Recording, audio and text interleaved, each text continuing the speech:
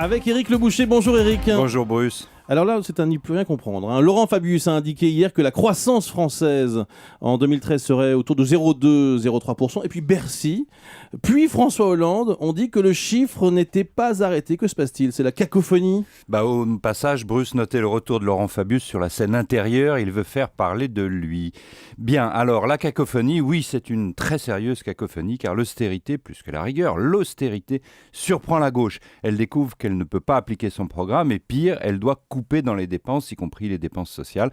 C'est ce gouvernement qui va devoir prendre des mesures qui n'ont pas été prises depuis 30 ans de déficit. On comprend que c'est la cause de la cacophonie dans les rangs. Dans quelles dépenses faudra-t-il couper? Toutes dépenses nationales, dépenses sociales comme les retraites, dépenses territoriales, l'effondrement de la croissance, qui sera d'ailleurs sûrement encore plus basse que la nouvelle prévision de 0,2%, impose de nouvelles coupes et pousse à de nouveaux impôts. Tout ça est franchement difficile à conduire, mais la France est sous surveillance. La surveillance de Bruxelles? De Bruxelles et de Berlin. Les Allemands n'ont pas envie que la France donne un mauvais exemple aux autres pays de l'euro, donc Berlin va nous tenir en laisse. Mais cela dit, on va y arriver.